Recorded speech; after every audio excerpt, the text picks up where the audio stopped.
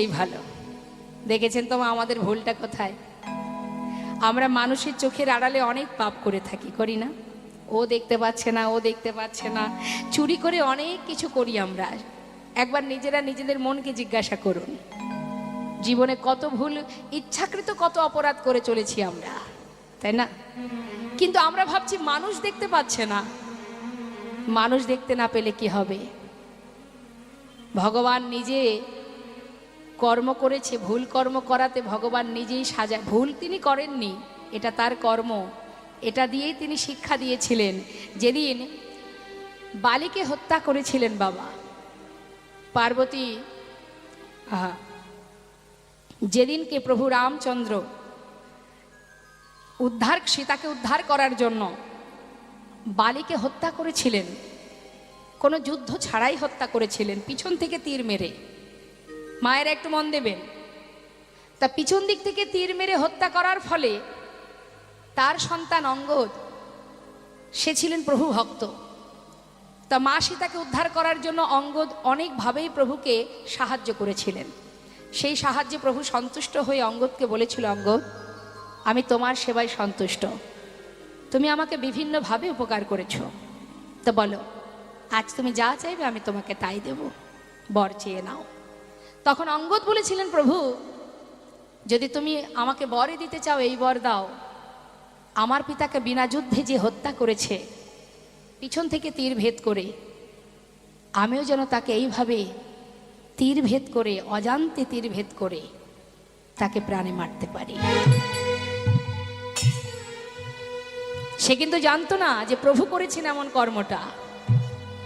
ভগবান বললেন, তথাস্থ ভক্ত, তোমার মনোবাঞ্ছা পূর্ণ হবে। আহা, তাই মা ভগবান যত যত লীলা করেছেন সবই কিন্তু ধর্মকে রক্ষা করার জন্য, এবং নিজে আচরণ করে জীবকে শিক্ষা দিয়ে গেছেন, হে জীব, আমি যেমন কর্ম করেছি তেমন ফল আমি পেয়েছি, তোমরা যেমন কর্ম করবে তেমন ফল পাবে। আপনি আচরি ধর্ম জীবকে শেখায়।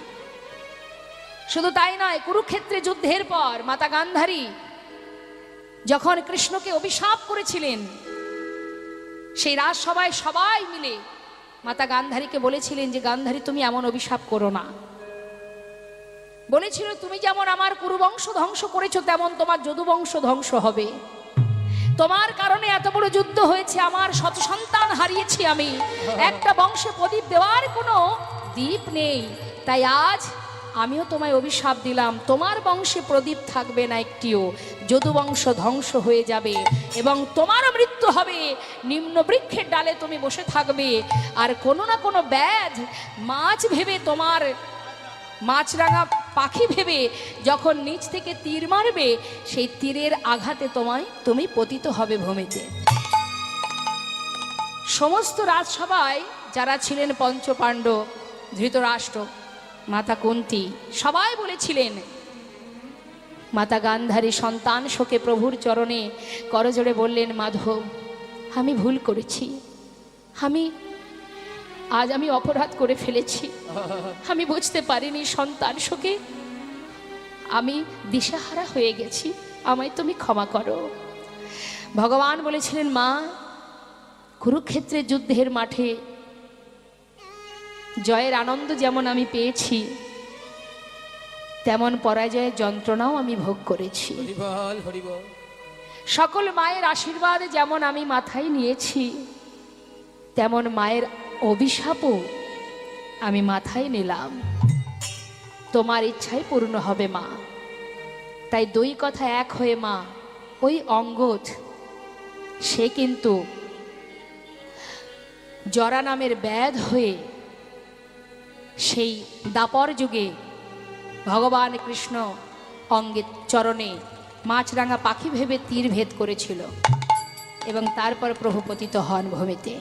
এটা তারই লীলা মা। অর্থাৎ আমি অপরাধ করে যদি আমি সাজা পাই, তুমি প্রতি পদক্ষেপে অপরাধ করছো, তুমি সাজা পাবে না। জানতেও সাজা পায়, অজান্তেও সাজা পাবে। তুমি যদি অজান্তে আগুনে হাত দাও, আগুন কি ছাড়বে তোমায়? তুমি যদি ভুল করে কারেন্টে হাত দিয়ে ফেলো, না দেখে হাত দাও, তোমাকে সে ছেড়ে দেবে? দেখতে পাইনি ছেড়ে দাও।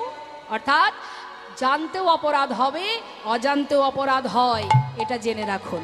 তাই মানুষের চোখের আড়ালে আপনি যে কর্মই করেন না কেন, ঠিক করলে তার ফল ঠিক পাবেন, ভুল করলে ভুলের জন্য সাজা পাওয়ার জন্য আপনাকে অপেক্ষা করতে হবে, ঠিক পাবেন।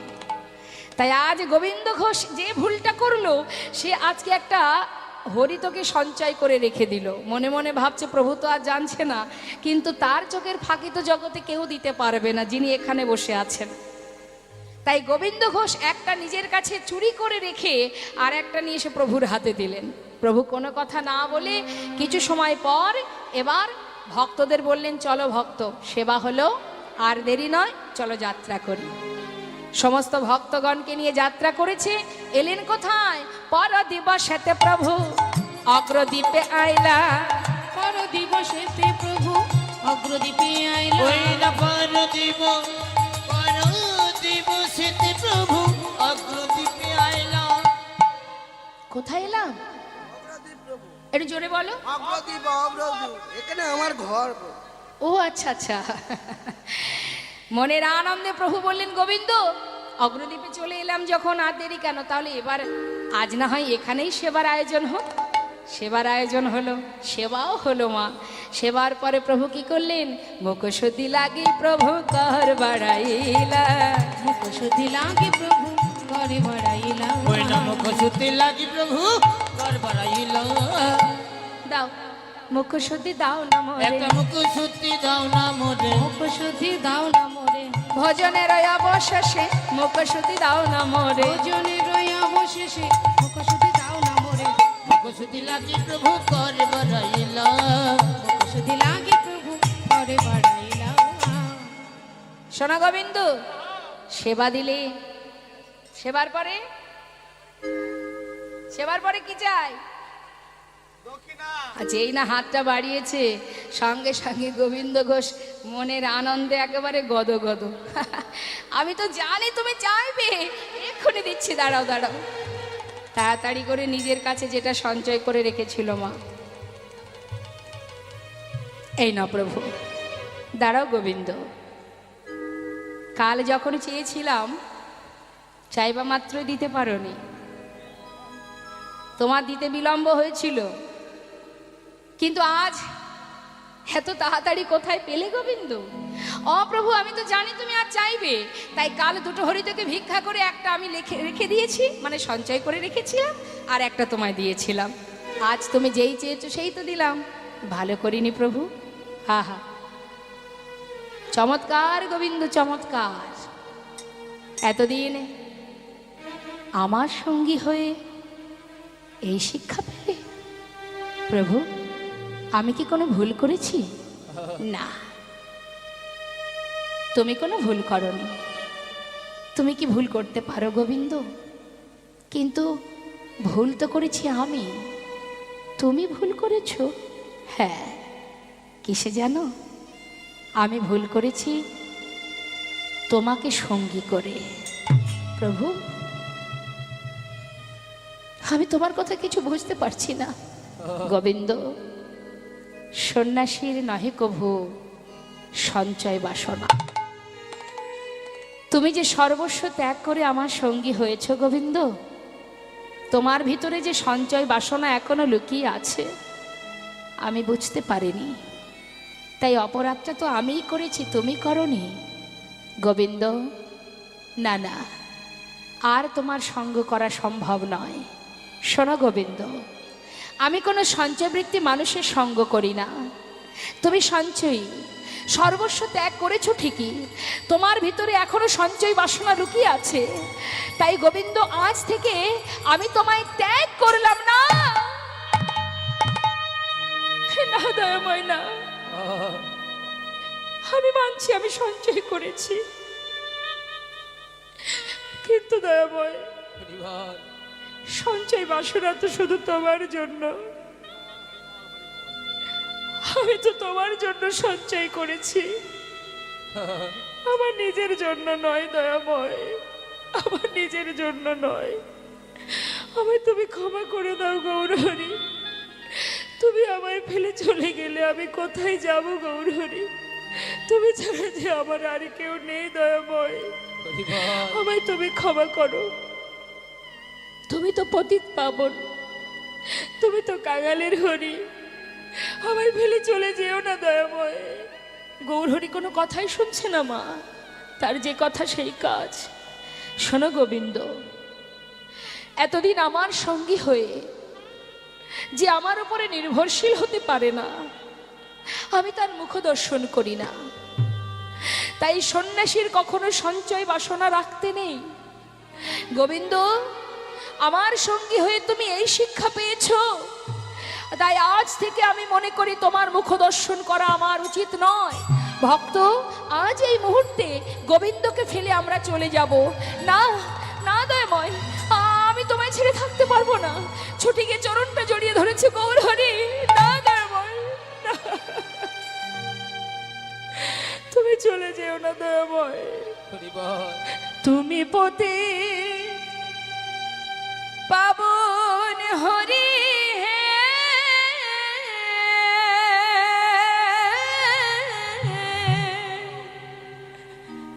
তুমি যেও না চলে, কৃপা করে দয়াল হরি আমায় রাখো চরণে। একবার কৃপা করে দয়াল হরি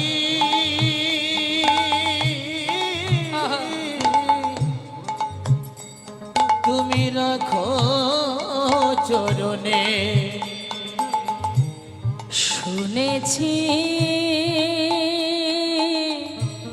তুমি নাকি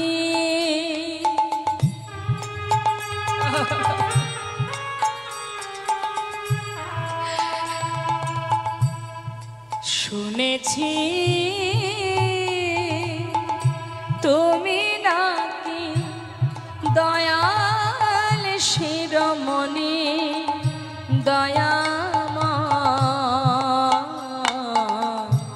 শুনেছি তুমি নাকি দয়াল শিরোমণি, নাম প্রচারিতে এলে তুমি প্রেমের খনি ঠাকুর, তুমি প্রেমের খনি ঠাকুর, তুমি প্রেমের খনি। দিবানিশি রয় আমি তোমার শরণে। ওগো কৃপাময় দিবানিশি আমি তোমারি শরণে।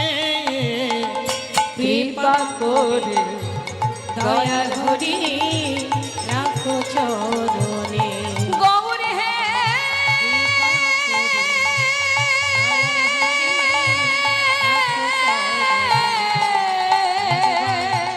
রাখো চরণে। গৌর হে,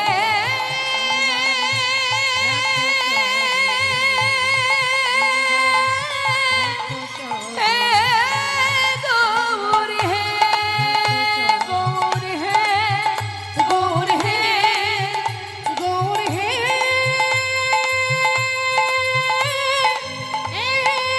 গৌর হে।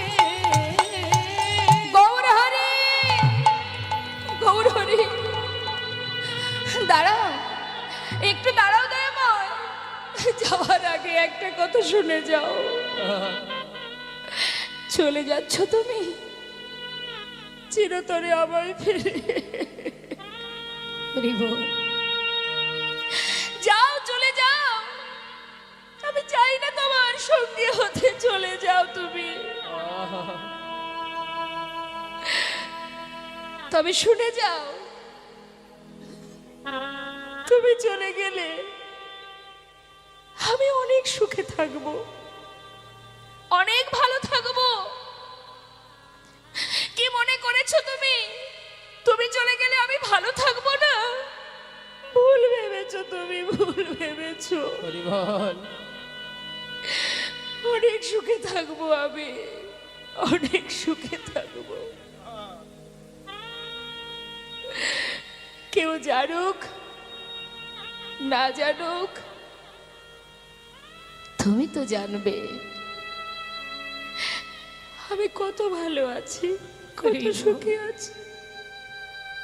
যাও, চলে যাও, চলে যাও। তুমি কেন দাঁড়িয়ে আছো? চলে যাও। তবে যাবার আগে একটা কথা শুনে যাও তুমি দয়াময়, যদি আমি মনে প্রাণে তোমায় ভালোবেসে থাকি, দিবানিশি যদি তোমায় স্মরণ করে থাকি,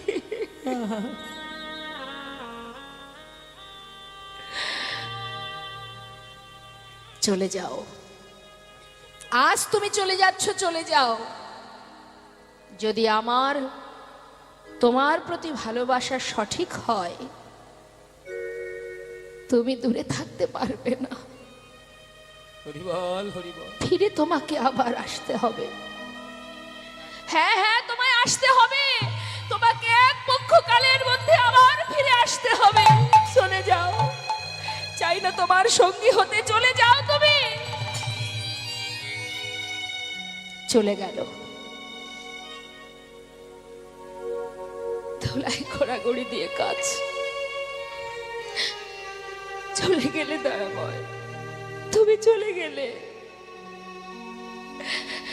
জানো প্রভু, আমি যা কিছু বলেছি সে যে আমার মনের কথা নয়,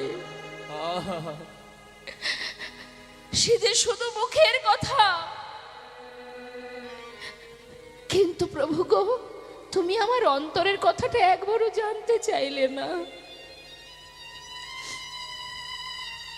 কি নিয়ে থাকবো আমি? কোথায় যাব আমি? কি করব আমি? প্রভু গো, একটিবার নিজের কাছে আমায় কেন তুলে নিলে না? প্রভু, কি আছে আমার? এদিকে অগ্রদ্বীপবাসী দেখছে, তাই তো আমাদেরই গ্রামের ছেলে রাস্তায় বসে বসে কাঁদছে। অগ্রদ্বীপেই তো গোবিন্দ ঘোষের ঘর মা। তাই পাড়াপড়শি দেখে তাকে হাত ধরে তার নিজের ঘরে পৌঁছে দিলেন। দিলে কি হবে?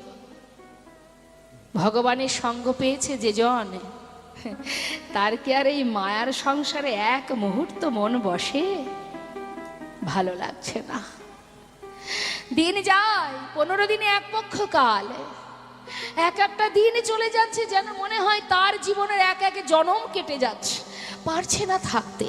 কি করবে সে? ঘরের মধ্যে একদিনে, 2 দিনে, 3 দিন এইভাবে যেতে যেতে আজ হয়ে গেল 13 দিন। আর পারছে না। স্থির করে নিল, যে প্রাণে, যার দেহে প্রভুর জায়গা নেই, সে প্রাণ বেঁচে থেকে লাভ কি? জগতে সবাই আমরা জানি যার কেউ নেই তার ভগবান আছে, এটা আমরা সবাই জানি। কিন্তু বলুন তো মা, সেই ভগবানই যদি আপনাকে বিতাড়িত করে, তাহলে আপনার পৃথিবীতে কি নিয়ে বেঁচে থাকবেন আপনি? কি বা আছে আর?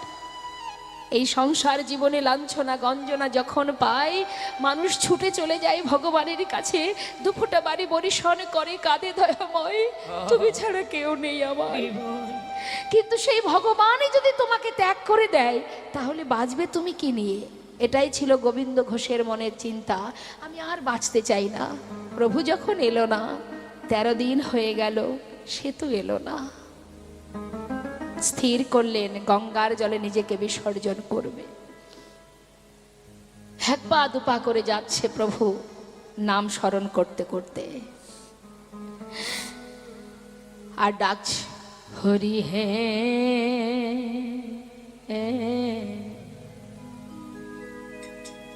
বলো আমায়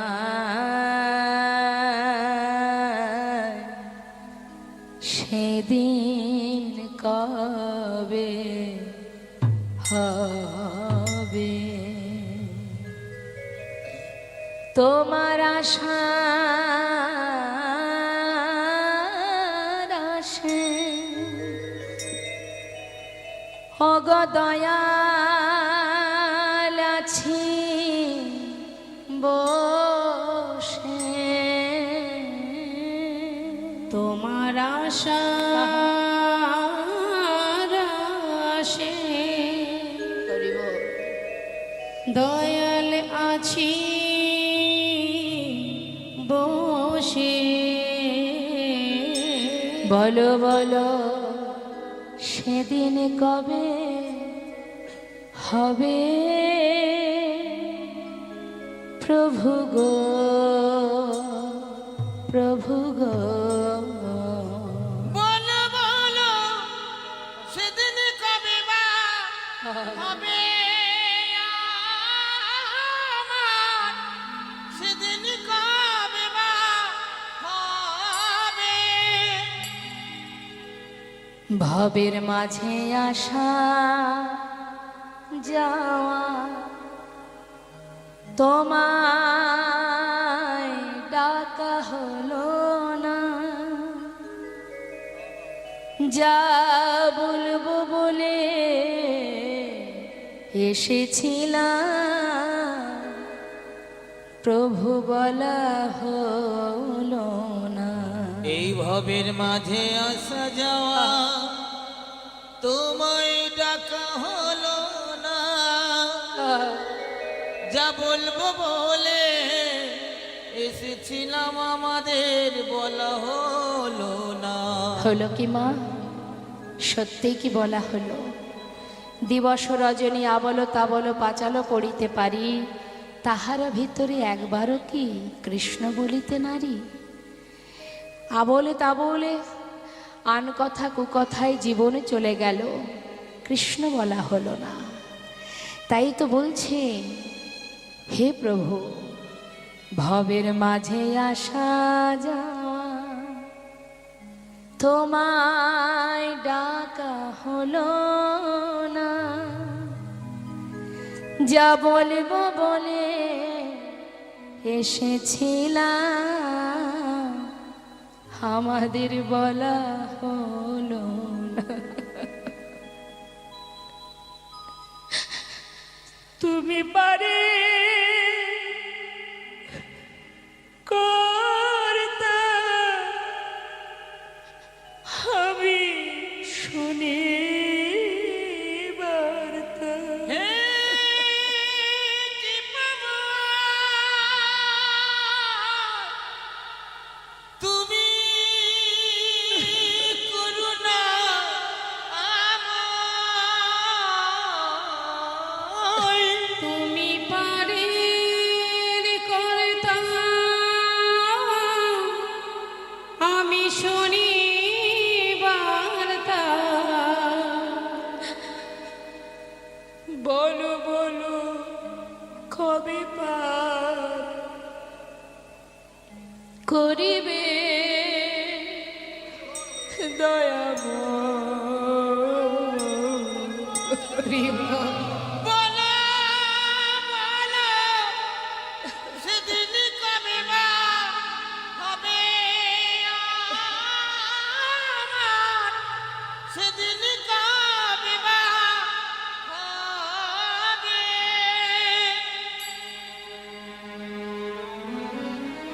অন্তর্যামী প্রভু, ভক্তের ক্রন্দন অন্তরে জানতে পারলেন, তিনি যে সহজ হইতে পারে। কোন ভক্ত যদি তার জন্য দুফোঁটা বাড়ি বরিশন করে, প্রভু তো আর থাকতে পারেন না। ভক্তের চোখের জল মোছানোর জন্য তিনি রামকেলি থেকে পুনরায় আবার ফিরে আসছেন। অগ্রদ্বীপে এসে 13 দিন পার হয়ে 14 দিন যেদিন হলো, মা গোবিন্দ ঘোষের ঘরের দরজার কাছে এসে প্রভু ডাকছে, গোবিন্দ কে? ও গোবিন্দ কে? দরজা খোলো, কে তুমি? এ তো প্রভুর কণ্ঠ। তবে কি আমার প্রভু এসেছে? না না, তাড়াতাড়ি করে দরজা খুলে দেখছি কি সত্যি যে গৌরহরি ছুটে গিয়ে চরণটা জড়িয়ে ধরেছে। দয়াময়, হরিবল হরিবল। দয়াময় তুমি এসেছো, দয়াময় এসেছো। প্রভু আমি যে আর পারছি না, তুমি আমাকে বাঁচাও প্রভু। শান্ত হও, গোবিন্দ, না এসে কি পারি? এত করে ডাকছো তুমি, কি করে থাকবো দূরে বলো? এসেছো যখন কথা দাও, আমার কখনো তোমার সঙ্গ ছাড়া করবে না। না, কথা দিলাম কখনো তোমায় সঙ্গ ছাড়া করব না। কিন্তু গোবিন্দ, যখন গলে আহা কাঁদতে কাঁদতে গঙ্গার জলে ডুবে মরতে গিয়েছিল মা, ওই প্রভু আমার আসার আগে একটা কোষ্টি পাথর জলে ভাসিয়ে দিয়েছিলেন। সেই পাথরটাকে গোবিন্দ ঘোষ যখন এক পা দুপা করে জলের ভিতরে নামছিলেন, ওই পাথরটা এসে তার অঙ্গে এসে বারবার লাগছে। তাই গোবিন্দ ঘোষ সেটাকে হাতে করে নিয়ে তীরে উঠে আবর্জনার মধ্যে ছুঁড়ে ফেলেছিলেন। এখন প্রভু যেই না গোবিন্দ ঘোষের সামনে এসে দাঁড়িয়েছেন, প্রভু বলছে, গোবিন্দ, গঙ্গার ঘাটে তুমি কি কিছু পেয়েছিলে? হ্যাঁ, একটা পোড়া কাষ্ঠ। পোড়া কাষ্ঠ?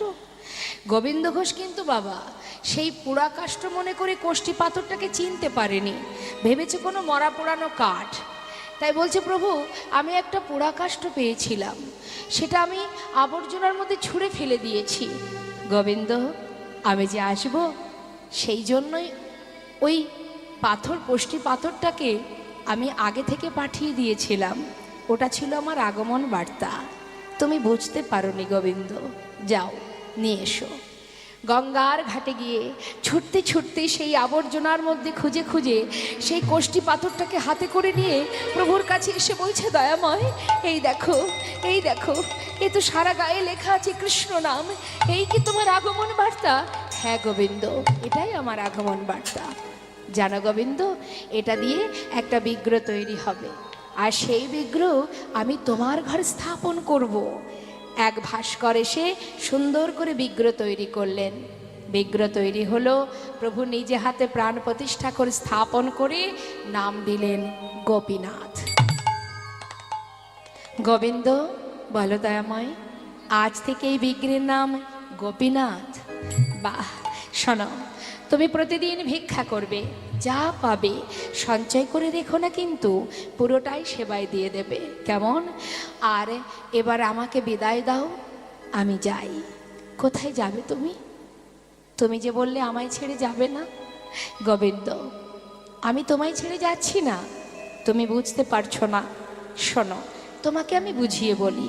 গোবিন্দ, আমাদের গোপীনাথে একই অঙ্গ হয়, গোপীনাথে সেবা দিলে আমি পাইব নিশ্চয়। গোপীনাথের সেবা দিলে আমি পাইব নিশ্চয়। আমাতে আর গোপীনাথে অভেদ জানিও, শুদ্ধ ভক্তিতে গোপীনাথের সেবা যে করিও।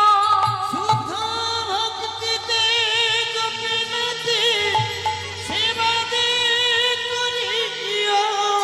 আহা, গোপীনাথকে সেবা দিলে সেই সেবা আমিই পাবো। এবার তো বিদায় দাও গোবিন্দ। দয়াময়, যাবে কোথায় তুমি? আমি, আমার মন মানে না, আমি যাব বৃন্দাবনে।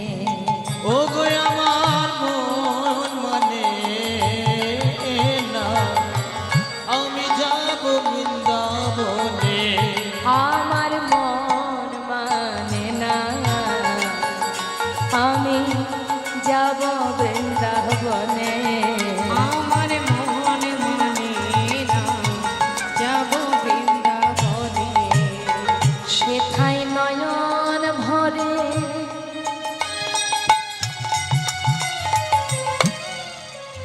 আমি নয়ন ভরে হেরব সদা। নয়ন ভরে, দুটি নয়ন ভরে, দুটি নয়ন ভরে হেরিব সদাই ওই নমদন মোহনে। মন মানে না, যাব বৃন্দাবনে। ও গো আমার মন মানে না, যাব বৃন্দাবনে। আমার মন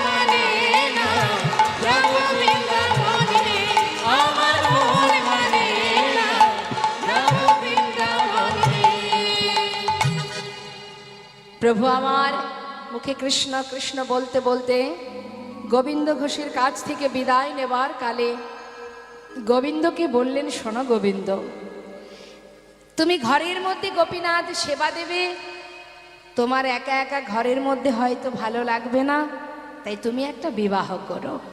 হরি বল। সংসার দিচ্ছে বাবা, কেন? এতদিন এত পরীক্ষার পরেও এখনো কিন্তু মা ক্ষমা হয়নি, মানে পরীক্ষা শেষ হয়নি। এরপরে দিচ্ছে কোথায়? সংসারের মধ্যে। সংসার দিয়ে দেখছে ভক্ত মায়ার বাঁধনে কিভাবে আবদ্ধ হয়। তিনি তো আছেন পাশে, পরীক্ষা তো করে যাচ্ছেন। গোবিন্দ প্রতিদিন ভিক্ষা করবে, সেবা দেবে, আর বিবাহ করো, দুইজনে মিলে গোপীনাথের সেবা দিও। কেমন? তোমাদের এই সেবা থেকেই সমস্ত অগ্রদীপবাসী তারা সেবা শিখবে। বেশ প্রভু। প্রভু আমার চলে গেলেন, আর গোবিন্দ ঘোষ প্রতিনিয়ত ভিক্ষা করে আর প্রভুর সেবা দেয়। প্রতিনিয়ত দ্বারে দ্বারে ভিক্ষা করে আর প্রভুর সেবা দেয়। হরি বল। এইভাবে সেবা দিতে থাকছে মা। একদিন দুদিন করতে করতে 1 বছর হয়ে গেল। 1 বছর যেতে না যেতেই প্রভু ওই যে বলে গেলেন বিবাহ করবে। একটা সুকন্যার সন্ধান পেল, শুভ দিন দেখে শুভ বিবাহ করলেন। বিবাহ হলো, নতুন বউ ঘরে আসছে। মায়েরা উলুধ্বনি, হরি বল। উলুধ্বনি উলুধ্বনি।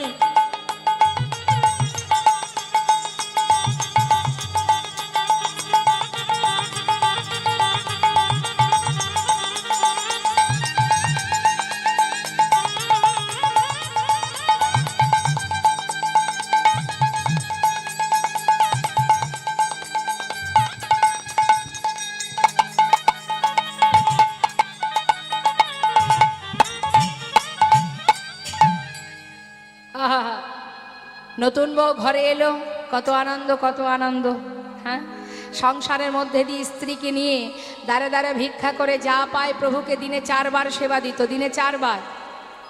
বিবাহ যেদিন হলো, বিবাহের পর স্ত্রীকে নিয়ে ঘরে এলো, তারপর থেকে ভগবানের সেবা একবার কমে গেল। সংসার হচ্ছে তো বাবা। হরে কৃষ্ণ।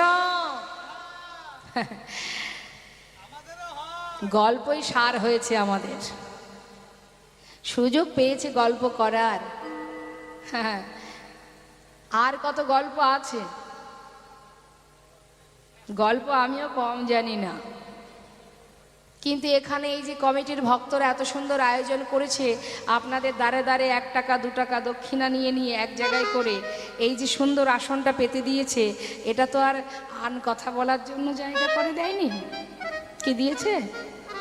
এখানে তো আর আমার গুণকীর্তন আপনারা শুনবেন না। শুনবেন? আমি যদি এখন আমার গুণকীর্তন করি তাহলে আপনারা শুনবেন? হরি বল।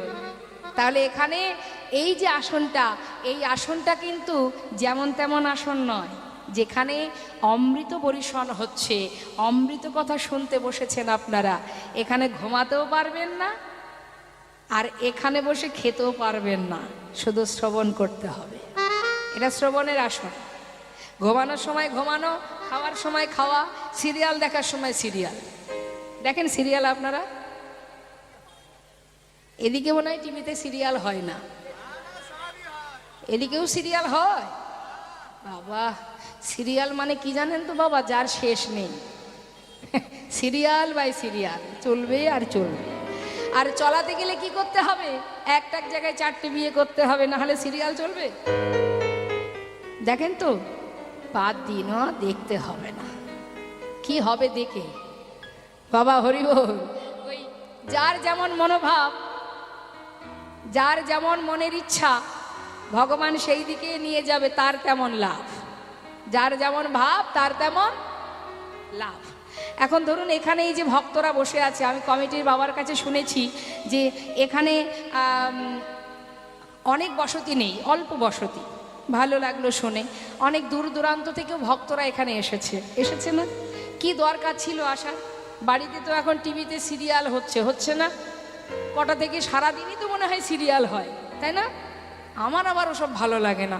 তা যাই হোক, এখন এই দেখবেন বাবা, যাদের এই সিরিয়াল দেখে অভ্যাস, কি গো মা, সিরিয়াল দেখে দেখে যাদের অভ্যাস না, তারা যদি একবেলা নাও খায় তাতে দুঃখ নেই, কিন্তু সিরিয়ালটা যদি দেখতে না পারে তাদের কিন্তু দিন তো খারাপ যাবেই, আর কারোর সঙ্গে দুটো ভালো কথাও বলবে না, স্বামী তো বড় শত্রু হয়ে দাঁড়াবে।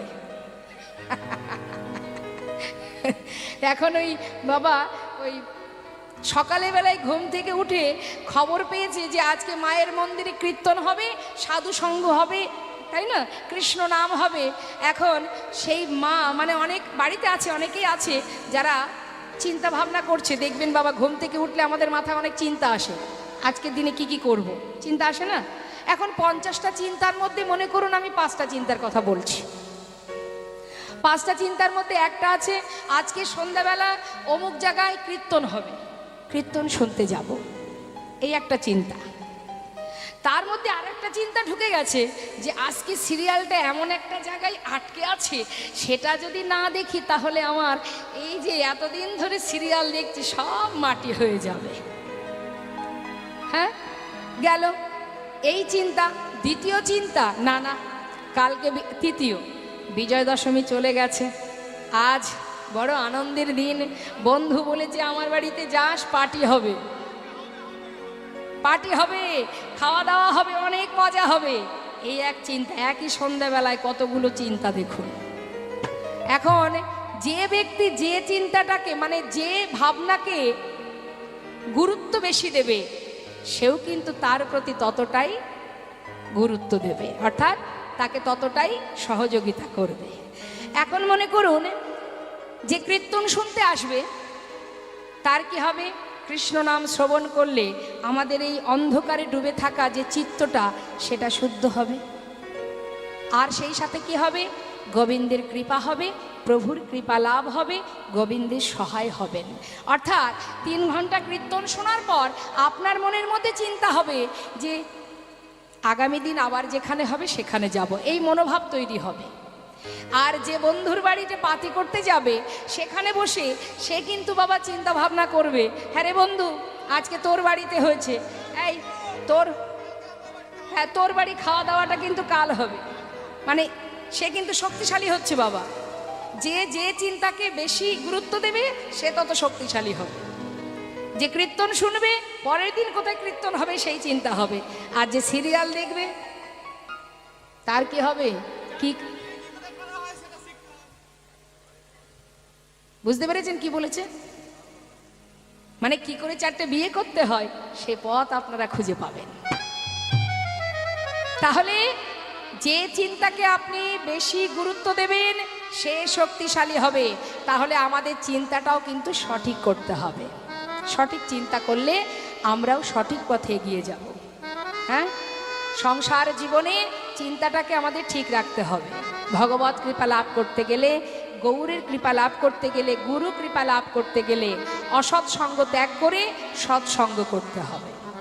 সতের সঙ্গ করতাম যদি প্রভু রাখতো আমায় ভালো, অসতের সঙ্গ করে বৃথায় জনম গেল। তাই চলতে ফিরতে বাজারে যাও, হাটে যাও, কখনো অসৎ সঙ্গ করো না, সর্বদাই সাধু সঙ্গ করতে হবে। দেখে হাত তুলে সবাই মিলে একসঙ্গে, হা হা, প্রত্যেকে তুলেছেন তো? মাঝে মাঝে যে হাতগুলো ওঠেনি সেগুলো তাদের হাত নেই বাবা, হাতটা তুলুন তুলুন। কার জন্য রেখেছেন লুকিয়ে হাতটা, ভগবান দিয়েছে, একবার তুলুন। আর জোরে জোরে হাতে তালি দিয়ে সবাই মিলে আমার সঙ্গে গাইবেন। দূরে যারা আছেন একবার হাত তুলতে হবে। আহা, নিতাই গৌর হরিবোল হরিবোল। হাতে তালি দিলে কি হয় দেখবেন, জোরে জোরে হাতে তালি দিলে গাছের যে পাখিগুলো থাকে না সব উড়ে চলে যায়, যায় না? অর্থাৎ এখানে এই সাধুর বাজারে জোরে জোরে হাতে তালি দিলে কি হবে, আমাদের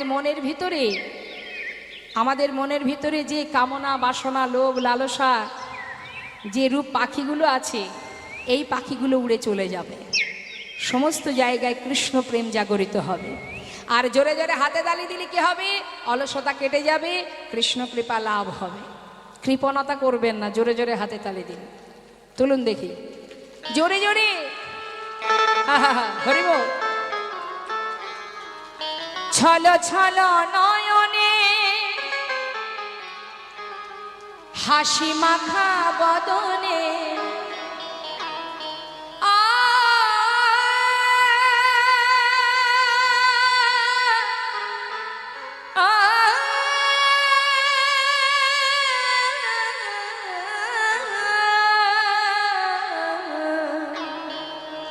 ছলো ছলো নয়নে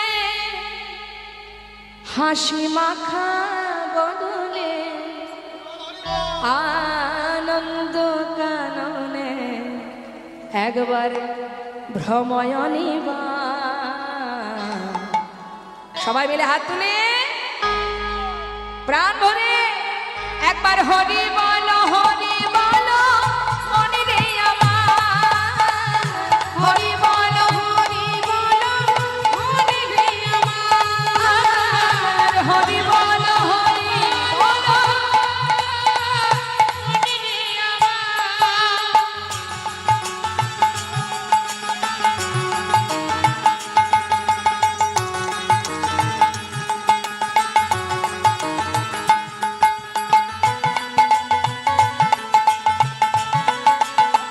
হরি বল হরি বল।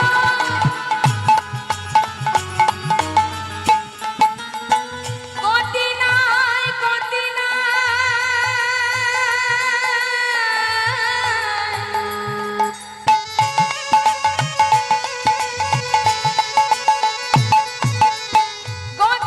নাই গতি নাই এই হরি নাম ছাড়া বদন ভরিয়া হয়ে আত্মহারা।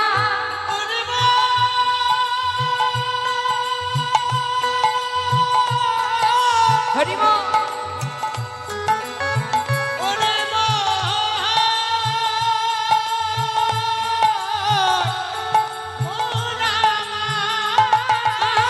গতি নাই গতি নাই এই হরি নাম ছাড়া বদন ভরিয়া হয়ে আত্মহারা।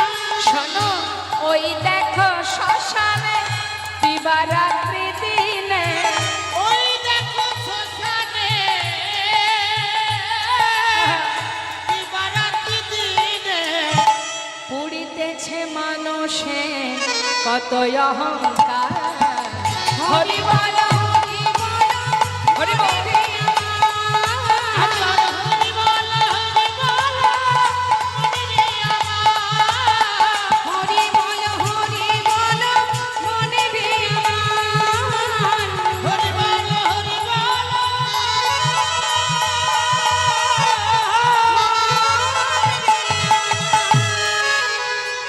হরি বল হরি বল হরি বল। দেখেছেন হরিনামে কি আনন্দ ডুবলে জানা যায়। হরিনাম এই যে কৃষ্ণ নাম, এটা হলো একটা কৃষ্ণের পরিবার, ভগবানের পরিবার। এটা এখানেও কত আনন্দ, মহা আনন্দ। ও মা বসুন, ওই মাকে ওই যে হলুদ শাড়ি পরা মাকে বসিয়ে দিন। হরি বল হরি, আমার দিকে এই দিকে, আমি এই দিকে। দেখতে পাচ্ছেন আমাকে? হ্যাঁ, আমার দেখতে ভালো নয়? তাহলে মুখটা ঘুরিয়ে আছেন যে? কেউ চলে যাচ্ছে? চলে তো সবাই যাবে, কেউ থাকবে না। যে যাচ্ছে তাকে যেতে দিন, আপনি বসুন। আপনাকে নিয়ে যাবেন গোবিন্দ, কার পাছু ধরছেন? কেউ আপনাকে নিয়ে যাবে না, নিয়ে যাওয়ার মালিক একজনই আছে। আমার দিকে তাকান। এখন বাবা প্রভু তো চলে গেলেন, আর ভক্তগণ আহা তার স্ত্রীকে নিয়ে মনের আনন্দে 4 বারের জায়গায় 3 বার করে প্রভুর সেবা দিচ্ছে। যেতে যেতে 1 বছর হয়ে গেল, এবার হলো একটা পুত্র সন্তান। হরি বল। ওমা শুনে নিন, এখন পুত্র সন্তান যেই না ঘরে এলো, সেই দিন থেকে ভগবানের সেবা আরো একবার কমে গেল। যেটা আমাদের ক্ষেত্রে হচ্ছে বাবা। কীর্তন শুনতে আসলেও মনে হচ্ছে বাবা কোন বন্ধু চলে যাচ্ছে, সঙ্গে যদি সঙ্গ হারিয়ে ফেলে বিপদ হবে। কীর্তন থাক, কীর্তনের জায়গায় বন্ধু হারালে বিপদ আছে। হরি বল। তা ঠিক তেমন এটা আমাদের ক্ষেত্রেও ঘটে। গোবিন্দ ঘোষ দেখছে স্ত্রী হলো, সন্তান হলো, ছেলের নাম রেখেছে আবার ভগবানের নামে। ছেলের নাম রেখেছে ভগবানের নামে। ভগবানের নাম কি? হ্যাঁ, আবার ছেলেরও নাম দিয়েছে গোপীনাথ। বলছে এটা আমার পুত্র গোপীনাথ আর এ হচ্ছে আমার বিগ্রহ গোপীনাথ। কিন্তু সংসারে ওই মায়ার সংসার তো একটু একটু করে সংসার বড় হচ্ছে, যে সেই জন্য ভগবানের সেবা এই এক এক করতে করতে এখন 4 বারের জায়গায় 2 বার এসে দাঁড়িয়েছে, তাও সময় হচ্ছে না। হরি বল। এখন প্রভু দেখছে তাই তো ভক্ত মায়ার বাঁধনে আবদ্ধ হয়েছে, এমন ভাবে দিনে দিনে আমায় ভুলে যাচ্ছে। অর্থাৎ আমি যেমন মায়া দিয়েছি তেমন মায়া কাটিয়েও নেব। জেনে রাখুন, ভগবান যেমন দেন তেমন আবার কেড়েও নিতে পারেন। তিনি আগে ধন সম্পদ দেন, দিয়ে মন পরীক্ষা করেন, তারপরে প্রয়োজনে ভক্তের কাছ থেকে মায়াটাকে একটু একটু করে তিনি কেটে নেন। কিভাবে কাটছে দেখুন। প্রথমে কাটছে কিভাবে, তার স্ত্রীকে কেমন ভাবে কাটছে। একদিন ভিক্ষা করে এসে নিজের স্ত্রীকে ডাকছে, মাধবী যা ভিক্ষা করেছি 2 ভাগ করো, 1 ভাগ রন্ধন করো, আমি চললাম গঙ্গায় স্নান করতে, ফিরে এসে গোপীনাথের সেবা দেব। এখন স্নান করে ঘরে এসে দেখছে কি গো মা, দেখছে সেই যে ভিক্ষার ঝোলাটা রেখেছিল পড়ে আছে, সেইখানে রান্না হয়নি। গেল কোথায় মাধবী, এত বেলা হয়েছে এখনো রন্ধন করলো না। মাধবী, ও মাধবী, গেলে কোথায় তুমি? কত বেলা হয়েছে, গোপীনাথের সেবা দিতে হবে। ডাকতে ডাকতে ঘরের ভিতরে প্রবেশ করে দেখছে কি, বিগ্রহ গোপীনাথের চরণে তার স্ত্রী মাধবী উপুর হয়ে পড়ে আছে। মাধবী, মাধবী, বলি ও মাধবী, আরে সাড়া দিচ্ছ না কেন? দরজার কাছে দাঁড়িয়ে ডাকছে, কত বেলা হয়েছে, গোপীনাথের চরণ ধরে পড়ে থাকলে হবে? আরে ওঠো ওঠো, আগে রান্না করো, তাকে সেবা দাও, তারপরে তোমার যা মনে হয় তাই বলো। ওঠো দেখি কি হলো, আমি ডাকছি তুমি কানে শুনতে পাচ্ছ না? কাছে গিয়ে যেই না মাধবীর অঙ্গ পরশ করলেন, হঠাৎ দেখলেন মাধবীর অসার দেহ চলে গেছে, আর নেই। তার স্ত্রীর অসার দেহটা বুকের মধ্যে চেপে ধরে চিৎকার করে কাঁদতে শুরু করলেন, গোপীনাথ তুমি কি করলে? আমার আমার মাধবীকে তুমি কেড়ে নিলে কেন গোপীনাথ? কি অপরাধ করেছিল আমার মাধবী, তুমি কেন কেড়ে নিলে? চিৎকার করছে। চিৎকার শুনে পাড়াপড়শি এসে দেখছে, হায় হায়, গোবিন্দ ঘোষের কোলেই তার স্ত্রী মাধবী অসার দেহ পড়ে আছে। সবাই কান্নাকাটি করছে, দুঃখ করছে। গোবিন্দ ঘোষ নিজে হাতে তার স্ত্রীর শেষকৃত্য করলেন। পাড়াপড়শি সান্ত্বনা দিলেন যে গোবিন্দ দুঃখ করো না, যে দিয়েছিল সেই নিয়েছে, তোমার তো কোনো হাত নেই, তাই তোমার সন্তানকে নিয়ে তুমি সংসারে সুখে থেকো, আর কেঁদো না। সান্ত্বনা পেয়ে নিজে হাতে তার শেষকৃত্য করে ছোট্ট সন্তানকে নিয়ে ভিক্ষা করে কোনো রকমে তার দিন কেটে যায়। দেখতে দেখতে ছেলের বয়স হয়ে গেল 5 বছর। 5 বছরের ছেলে কিন্তু মাতা পিতাকে চিনতে শেখে। মা প্রতিদিন মাঠে খেলা করবার পর সন্ধ্যা হতে না হতে আর যত বন্ধুরা আছে তাদের মায়েরা তাদেরকে কোলে করে ঘরে ফিরিয়ে নিয়ে যায়, কিন্তু এই ছোট্ট গোপীনাথকে তার মা নিতে আসে না। এটাই তার মাথায় চিন্তা যে সকলের তো মা আছে, আমার মা কোথায়? ঘরে ফিরে এসে বাবা ভিক্ষা থেকে যেই না ঘরে ফিরেছে, বাবার কোলে বসে ছোট্ট 5 বছরের ছোট্ট গোপীনাথ জিজ্ঞাসা করছে, বাবা জানো বাবা, সকলের তো মা আছে, সব বন্ধুদের মা আছে, আমার মা কোথায়? আমার মা তো আমাকে ভালোবাসে না, আদর করে না, বলো না বাবা মা কোথায়? সন্তানকে বুকের মধ্যে জড়িয়ে ধরে পিতা ছেলেটাকে হাত বুলিয়ে দেয় সারা গায়ে আর বলে, বাবা আমি তো আছি, আমি তোর মা, আমি তোর বাবা, কাঁদিস না। কিন্তু প্রতিদিন একই প্রশ্ন, না না তুমি কি করে বাবা মা হবে? বাবা আমার মা কোথায়, বলো না আমার মা কোথায়? ছোট্ট ছেলে বারবার প্রশ্ন করছে বলে সহ্য করতে না পেরে বলে উঠলেন, তবে যা, মায়ের কথা যদি জানতেই চাস, মন্দিরে যে গোপীনাথ আছে ওর কাছে গিয়ে জিজ্ঞাসা কর তোর মা কোথায়। ছোট্ট 5 বছরের ছেলে বাবা যেই না ঘর থেকে বেরিয়ে স্নানে চলে গেল, সেই সুযোগে 1 পা 2 পা করে মন্দিরে ঢুকেছে।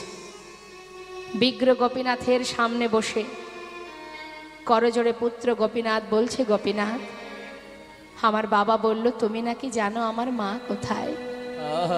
গোপীনাথ, বলো না আমার মা কোথায়? বলে দা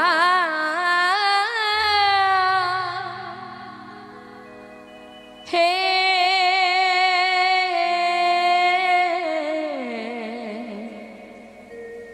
গোপীনাথ,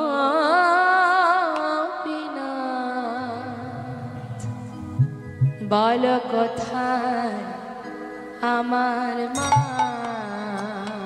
বলো বলো কোথায় আমার মা? গোপীনাথ, হারিয়ে গেছে মাঝে আমার, কেন খুঁজে পেলাম না না না। বলো বলো কোথায় আমার মা? বলে দাও হে গোপীনাথ, বলো কোথায় আমার মা? ডাকি আমি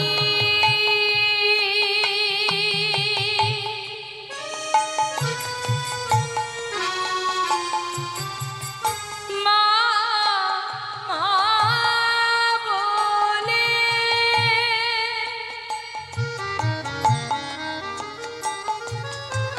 মা যে আমার নেই না কোলে।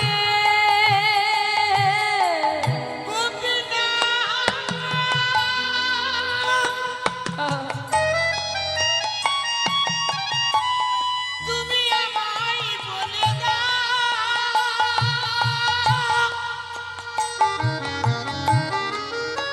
কোথায় আমার মা আছে? আমার মাথা না প্রাণ পথে না,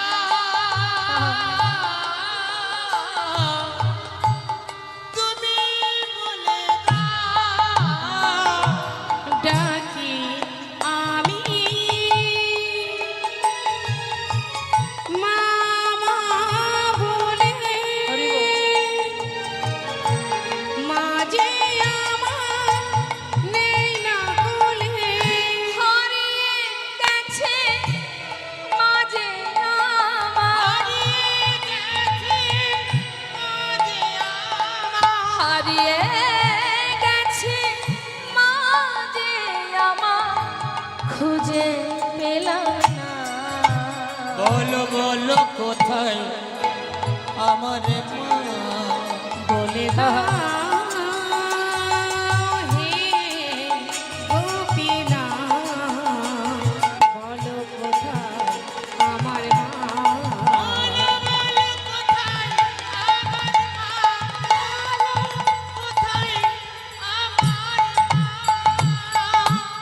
মা মা বলে চিৎকার করছে মন্দিরের ভিতরে বসে। এদিকে গোবিন্দ ঘর স্নান করে এসে হঠাৎ ছেলের চিৎকার শুনে ছুটতে ছুটতে তার কাছে গিয়ে সন্তানকে বুকের মধ্যে জড়িয়ে ধরে বলছেন, ওরে কাঁদিস না বাবা, কাঁদিস না। তুই যার কাছে জিজ্ঞাসা করছিস ও কখনো তোকে বলবে না তোর মা কোথায়। ও যে নিষ্ঠুর হয়ে গেছে রে, ও কখনো বলবে না আমি তোর মা, আমি তোর বাবা। আমাকে মা বলে ডাক, আমাকে বাবা বলে ডাক। তুই যদি কাঁদিস আমি কোথায় শান্তি পাবো বল বাবা? তুই ছাড়া যে আমার আর কেউ নেই রে। কাঁদিস না বাবা, কাঁদিস না। দেখতে দেখতে হঠাৎ সন্তানের বদন থেকে ঝলকে ঝলকে রুধির ঝরতে দেখে বুকের মধ্যে চেপে ধরে ডাকছে, গোপীনাথ, গোপীনাথ, গোপীনাথ, তুমি আমার সন্তানকে কেড়ে নিও না গোপীনাথ। তুমি তো আমার স্ত্রীকে কেড়ে নিয়েছো, আমি তো কিচ্ছু বলিনি তোমায়। আমার একমাত্র সন্তানকে কেড়ে নিও না। ও ছাড়া যে আমার আর কেউ নেই গোপীনাথ, আমার পুত্রকে কেড়ে নিও না। সন্তান কোলের মধ্যে প্রভুকে স্মরণ করতে করতে পিতার কোলেই পুত্র প্রাণ হারালো। হরি বল। মৃত সন্তানকে বুকের মধ্যে জড়িয়ে ধরে গোপীনাথ গোপীনাথ বলে চিৎকার করে কাঁদছে। নিজে হাতে পুত্রের শেষকৃত্য করলেন গোবিন্দ ঘোষ। গঙ্গার ঘাটে নিয়ে মাটি খুঁড়ে গঙ্গার পাড়ে গর্ত তৈরি করে সন্তানের সমাধি দিল। সমাধি দিয়ে গঙ্গা থেকে স্নান করে ঘরে ফিরেছে। ঘরে ফিরে এসে বিগ্র গোপীনাথের দিকে চেয়ে রইল।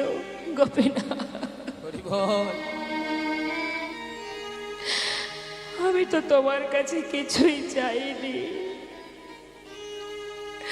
আমি তো বলিনি আমার স্ত্রী দাও, পুত্র দাও, সংসার দাও।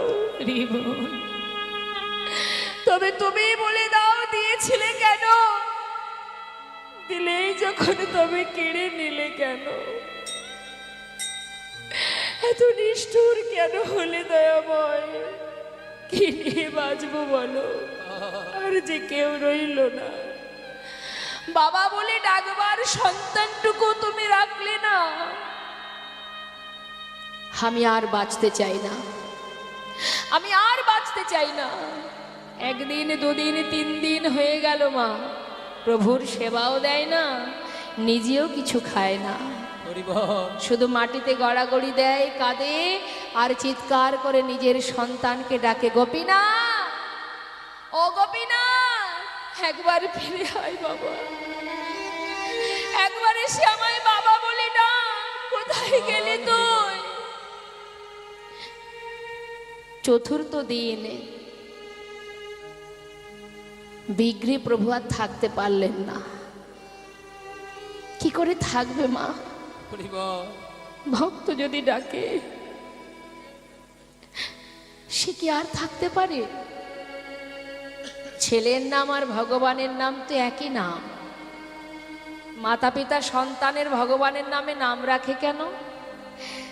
হাজার কাজের মধ্যে দিয়ে যদি ওই নামটা উচ্চারণ করি তবু তো প্রভুর নাম স্মরণ হবে।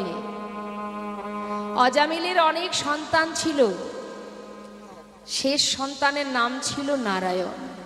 তিনি ভগবানকে ভালোবাসতেন না, তাই মৃত্যুকালে নিজের ছেলের নাম ধরে ডেকেছিল, চিৎকার করে, নারায়ণ একবার কাছে আয়। তার এক ডাকে বৈকুণ্ঠে নারায়ণের সিংহাসন টলে গিয়েছিল।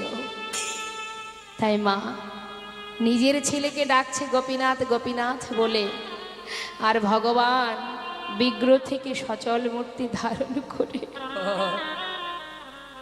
পুত্র সেজে ভক্তের পাশে এসে দাঁড়িয়েছে।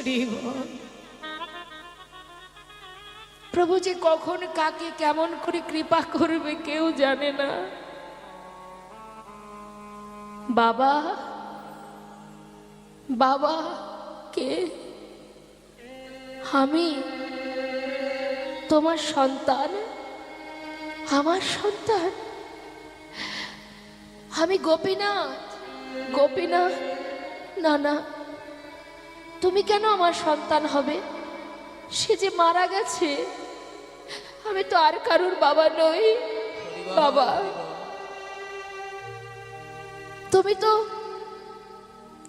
তুমি তো নিজেই এক সময় বলেছিলে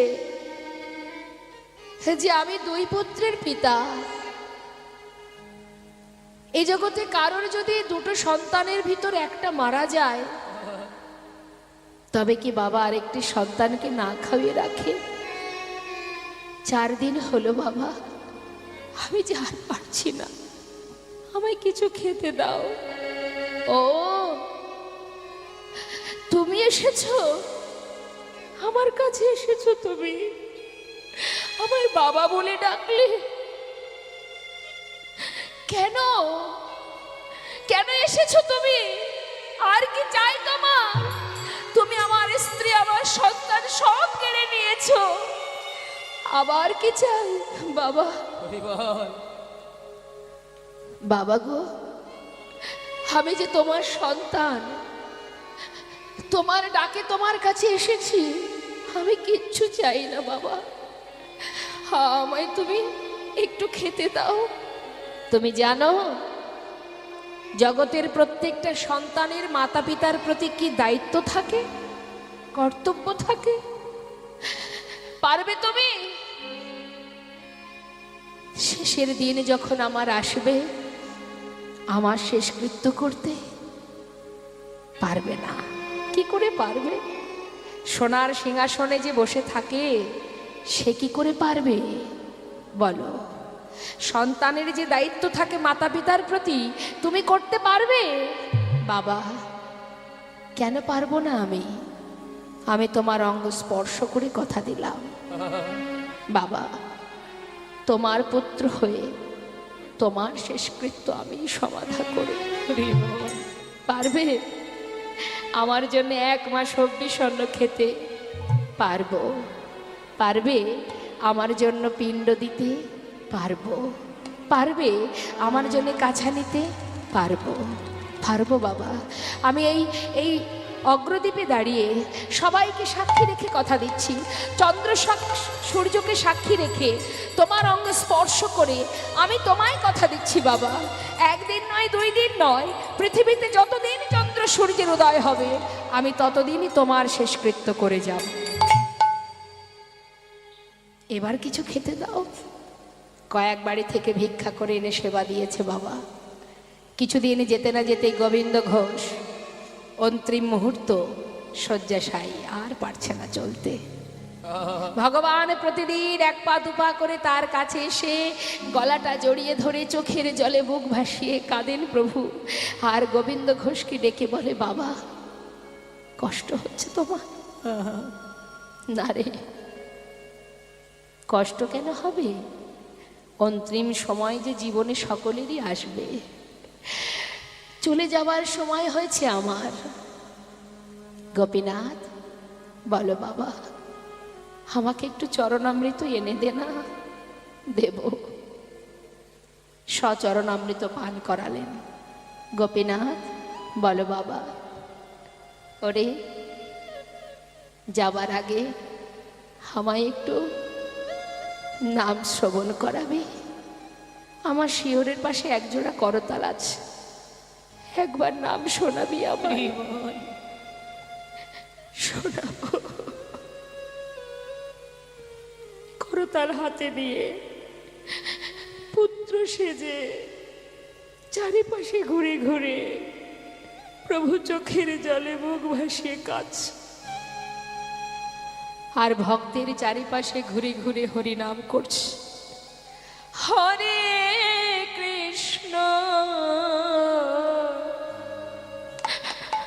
হরে কৃষ্ণ কৃষ্ণ কৃষ্ণ হরে হরে হরে রাম হরে রাম রাম রাম হরে হরে। হরে কৃষ্ণ কৃষ্ণ কৃষ্ণ হরে হরে, হরে রাম রাম রাম হরে হরে। হরে কৃষ্ণ কৃষ্ণ কৃষ্ণ হরে হরে, হরে রাম রাম রাম হরে হরে। হরে কৃষ্ণ কৃষ্ণ কৃষ্ণ হরে হরে, হরে রাম রাম রাম হরে হরে, হরে কৃষ্ণ জয় গৌর হরি বল হরি বল। কৃষ্ণ কৃষ্ণ হরে হরে, হরে রাম রাম রাম হরে হরে। চলে গেল মা। নাম শ্রবণ করতে করতে ভক্ত প্রভুর চরণে স্থান পেলেন। স্বয়ং প্রভু আমার, তার যে মন্দিরের দরজা বন্ধ, ভগবানের সেবা কোনোদিন বন্ধ থাকে না। গোবিন্দ ঘোষ চলে যাবার পর গ্রামের দ্বিতীয় এক পূজারীকে প্রভু স্বপ্ন দেখালেন। পূজারী, আমার মন্দিরের ভিতরে প্রবেশ করে আমার রাজবেশ খুলে দাও, আমাকে কাছা পরিয়ে দাও, শুদ্ধ বসন কাছা পরিয়ে 1 মাস দিনে একবার হব্বিষণ্ণ করে আমায় সেবা দেবে। সেবার পর চৈত্র মাসে মধুকৃষ্ণ একাদশী তিথিতে আমাকে স্নান করিয়ে শুদ্ধ বসন পরাবে। আমি আমার পিতার জন্য পিণ্ড দান করব। স্বয়ং গোবিন্দ ঘোষের প্রাণ পাখি চলে যাবার পর তার ঘরেই তার সমাধি দেওয়া হয়েছিল, সেখানেই তার সমাধি আছে। যারা অগ্রদ্বীপে যাননি দর্শন করে আসবেন, বেশি দূর নয় অগ্রদ্বীপ। নবদ্বীপ থেকে যদি কাটোয়ার দিকে যান, মাঝখানেই পড়ে অগ্রদ্বীপ, যেখানে আজও ভক্তের জন্য ভগবান পিণ্ড দান করে যাচ্ছেন। আজও সন্তান রূপে তিনি পিণ্ড দান করছেন। তা সেই ভগবান শুদ্ধ বসন পরিধান করে 1 মাস পর গঙ্গার ঘাটে তাকে নিয়ে যাওয়া হলো। দেখবেন বাবা, মকর সংক্রান্তি তিথি যখন আসে, ওই সময় ওই অগ্রদ্বীপে অগণিত ভক্ত সমাগম হয়, বাউল কীর্তন হয়, এবং সেই দিনই ভগবানকে কাছা পরিয়ে ওই গঙ্গার ঘাটে নিয়ে যাওয়া হয়। কেন? পৃথিবীতে যতদিন চন্দ্র সূর্য উদয় হবে ততদিনই কিন্তু ভক্তের জন্য তিনি পিণ্ড দান করে যাবেন। এটা তার মনে তিনি ভক্তকে বলেছিলেন যে আমি কথা দিলাম, যতদিন চন্দ্র সূর্যের উদয় হবে ততদিনই এই ক্রিয়া আমি করব। তাই আজ চৈত্র মাসে মধুর সংক্রান্তি তিথিতে শুদ্ধ বসন পরিয়ে প্রভুকে গঙ্গার পাড়ে নিয়ে যাওয়া হলো, আর ভগবান ভক্তের জন্য পিণ্ড দান করছেন। পিণ্ড দান করছেন।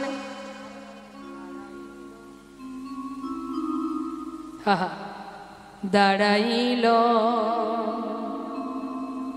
গোপীনা, দাঁড়াইল গোপীনা, পিণ্ড হাতে করে দেখো দাঁড়াইল গোপীনা, ওই না পিণ্ড করে করে করি। দেখো দাঁড়াইল আজ গোপীনা। হরিব পিতৃকার্য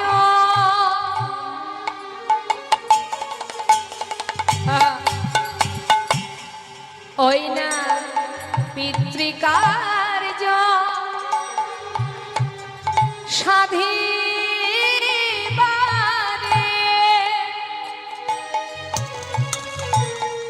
গোপীনা পিণ্ড করে। ওই না পিতৃকার্য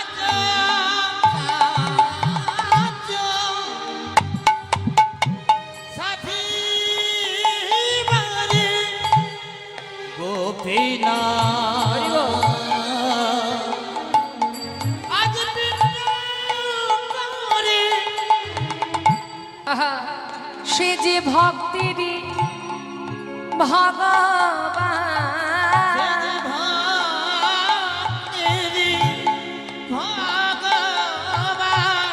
ভক্ত বাঞ্ছা পূর্ণকারী।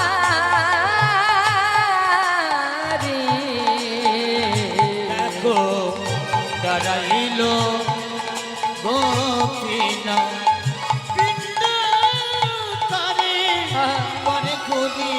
দেখো দাঁড়াইল গোপীনা। পিণ্ডদান হলো মা। আসুন আমরা এখানেই লীলাকে এবার বিশ্রাম রাখবো। বৈষ্ণব মহাজন বললেন, ভক্ত আর ভগবানের মিলন হইল, ভগবানের মিলন হইল, ভক্ত আর ভগবানের মিলন হইল, ভগবানের মিলন হইল। প্রেমানন্দে বদন ভরে হরি হরি বল, প্রেমানন্দে বদন ভরে হরি হরি বলো, প্রেমানন্দে বদন ভরে হরি হরি বল। প্রেমানন্দে বদন ভরে হরি হরি বলো। জনিতাই জগরে ভক্তের বাসনা পূর্ণ হলো। আমাদের লীলাকে এবার আমরা বিশ্রাম রেখে নিতাই গৌরে জয়ধ্বনি করব।